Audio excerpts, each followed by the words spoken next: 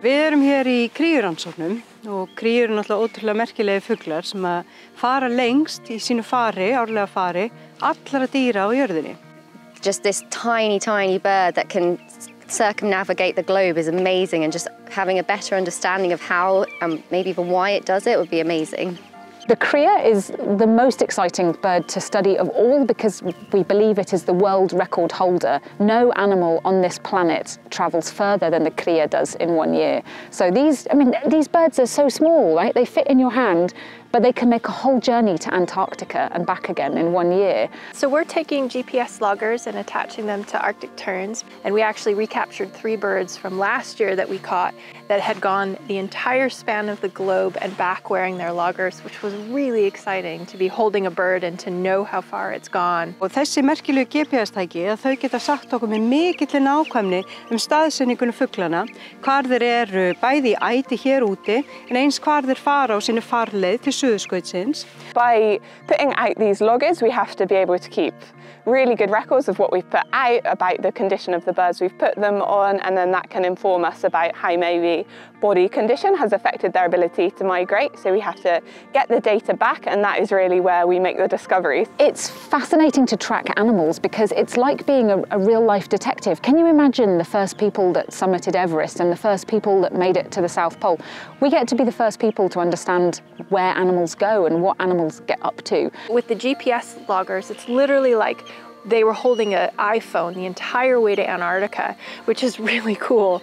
So we'll have very precise locations of where they stopped along the way, because obviously that's a long journey, so they don't do it all at once. So they actually will stop in various places. Nú það ekki vitað af hverju hún fer þetta lang, en þetta eitthvað sem vísindaheimurinn hefur verið að kljást við í 20 ára á þeim tíma sem rannsókn hafa farið fram. Vonandi mun þetta verkefni svara þessum spurningum, allan að hvert þær fara og hversu mikið álag þetta á fuglana og hvernig þær komast í gegnum þessa miklu öfgar.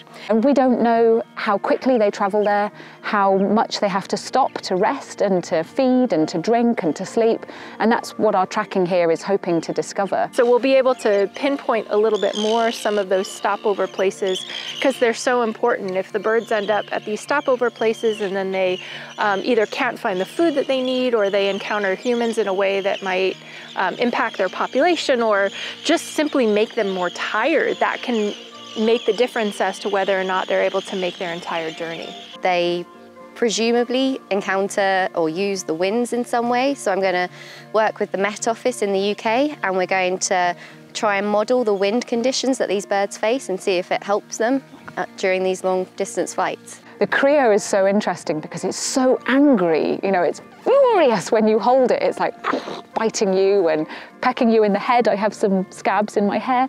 But I love an animal with a very good personality, and the kria is like, you stay away from my eggs, you get away from my nest.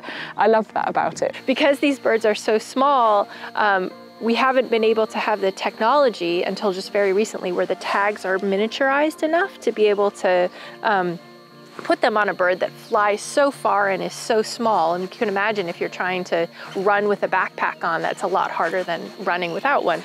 I think when I see this, you know, what did you see? Where have you been? You know, which people did you meet? Which other animals did you see? You know, what exciting adventures did you have in your time away from Iceland?